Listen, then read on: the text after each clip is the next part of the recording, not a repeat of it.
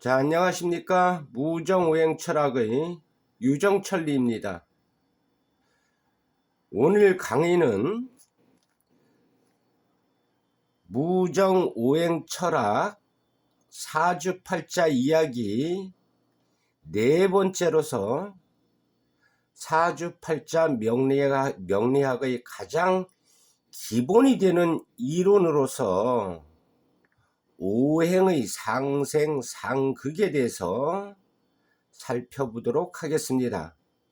자, 오행은 목, 화, 토, 금, 수 이렇게 5가지로 구성되어 있는 것을 말하는데, 자, 이 오행은 옛날 중국 전국시대, 춘추 전국시대 중에 전국시대 제나라에서 태어난 추연이라는 사람이 완성을 했습니다.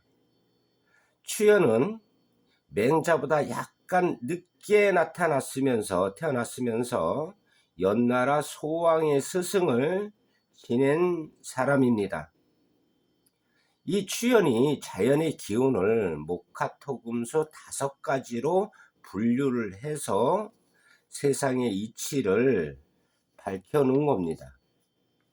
참고로 서양은 자연의 환경을 기수화풍, 땅, 물, 불, 공기 이렇게 4가지 요소로 나누는데, 밀레토스 학파의 시조라고 할 수 있는 탈레스는 만물의 근원을 물이다 이렇게 얘기를 했습니다. 그래서 이거를 바탕으로 서양은 자연 환경을 4가지 지수, 화풍 이렇게 구분을 하고 있습니다. 자, 다시 동양 사주팔자 명리학으로 돌아와서 목화토금수 5가지 자연 기운은 서로 톱니바퀴처럼 맞물려 돌아가면서 상생하고 서로 상극을 하는데, 우선 상생의 개념부터 살펴보면, 자, 나무가 만들어내는 게 불입니다. 과거 원시시대 때 상상을 해보면 원신들이 불을 만들기 위해서 나무를 막 비빕니다. 그래서 끈으로 나무를 막 비비면 거기서 불이 일어나는 것을 연상을 하시면 되겠습니다. 그래서 나무가 만들어내는 게 불이고, 불이 다 타고 나면 재가 남습니다. 그 재가 굳어져서 흙으로 변한다 이렇게 생각을 하시면 되는데, 그래서 불이 만들어내는 게 흙입니다. 화생토 이렇게 얘기를 하죠. 자, 흙이 굳어져서 아주 딱딱해지면 바위가 만들어지죠. 그게 금입니다. 그래서 흙이 만들어내는 게 금, 딱딱함입니다. 토생, 금 이렇게 얘기를 할 수가 있고요. 자, 바위 속에서 금은 철광석 이런 개념도 되지만 근본적으로는 딱딱한 바위를 의미합니다. 바위 속에서 흘러나오는 게, 샘솟는 게 물입니다. 그래서 금생수 이렇게 얘기를 하는데, 금이 불 속에 들어가면 녹아서 액체가 되는 것을 연상을 해도 되고요. 바위 속에서 고였던 물이 흘러나오는 것을 생각하셔도 됩니다. 자, 이 물은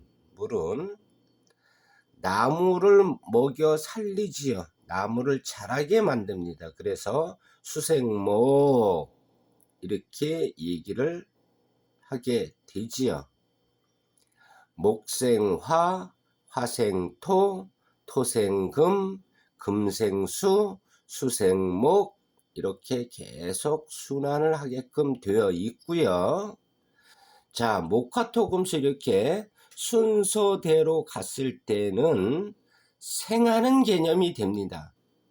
자, 생이라는 것은 낳는다, 만들어낸다, 도와준다 이런 개념으로 의미로 생각을 하시면 되고요. 자, 그런데 이 오행 순서상 한 칸을 건너뛰게 되면 극이라는 개념이 만들어집니다.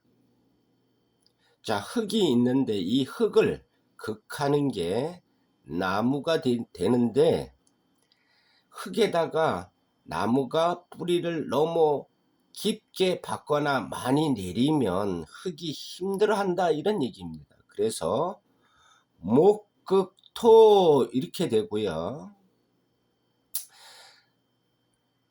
불이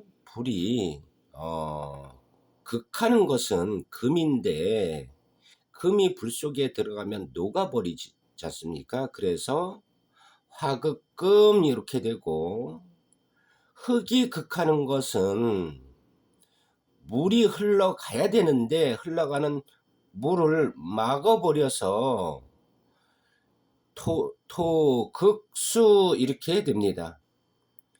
아마 수자원 공사에 댐을 생각하시면 쉽게 연상이 되리라 생각을 합니다. 자, 그 다음 도끼가 나무를 치지 않습니까? 그래서 금극목 이렇게 되고요. 자, 물이 극하는 것은 불입니다.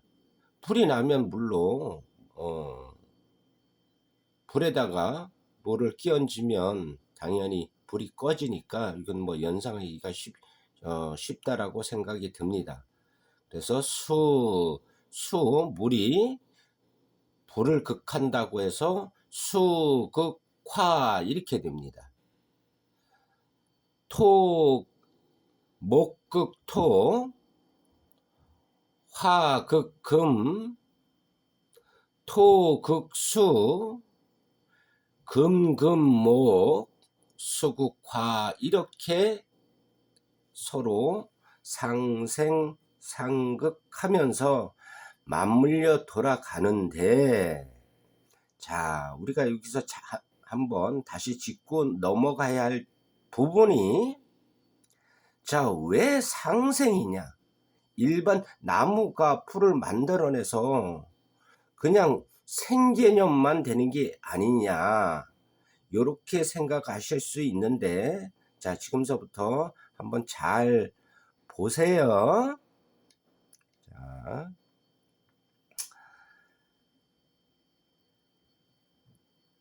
자, 나무가 요 흙을 극해버립니다. 힘들게 하면 이 흙이 만들어내는 것, 즉 자식과 같은, 토의 자식과 같은 금이 목을 극해버립니다. 자, 요 금이 나무를 힘들게 하면 이 금은 나의 자식격인, 내가 만들어내니까 나의 자식격인 불로부터 다시 극을 받고 있습니다. 그래서 내가 불을 도와주면 이 불이 나를 극하는 금을 통제 제어를 해준다 이런 얘기입니다. 그래서 서로 도와주고 극한다 이런 얘기입니다. 그래서 상생상극이라는 용어를 씁니다. 요 밑에 표면에 표시되어 있는 비겁, 식상, 재성, 관성, 인성 요런 거는 이 오행 상생상극의 논리에 의해서 나중에 육친 가족관계를 구분해 놓은 건데, 이거는 육친론에 들어가서 자세히 설명을 드리기로 하고요. 이러한 오행을 팔자에 접목을 했을 때 이 오행이 그 사람의 건강이며 성격이고 능력을 나타냅니다. 사람의 성격은 그 사람의 말과 행동이며 대인관계의 열쇠라고 할 수 있습니다. 어떤 사람의 성격을 판단할 때 그 사람의 말과 행동으로 우리가 보고 판단을 하지 않습니까? 그래서 이러한 오행이 균형 조화가 무너지면 건강, 대인관계, 능력이 파괴되는 것과 같은 의미를 지니고 있습니다. 즉, 자연 생태계가 잘 유지가 되느냐 못 되느냐 하는 문제다, 이런 얘기입니다. 자, 오늘은 음양오행의 상생상극에 대해서 간단히 살펴봤는데, 사주팔자 이론에 있어서 이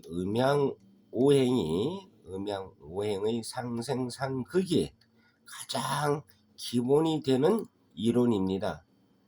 이거를 모르시면 나중에 사주팔자를 분석을 할 수가 없습니다. 명심하시고 반드시 머릿속에 넣어 두시기 바랍니다. 외우려고 생각을 하지 마시고요. 자연을 생각하면서 계속 이치를 따져봐야 머릿속에 오래 남습니다. 자, 오늘은 여기까지 하겠습니다. 잘 계시고요. 다음 편에서 만나 뵙도록 하겠습니다. 감사합니다.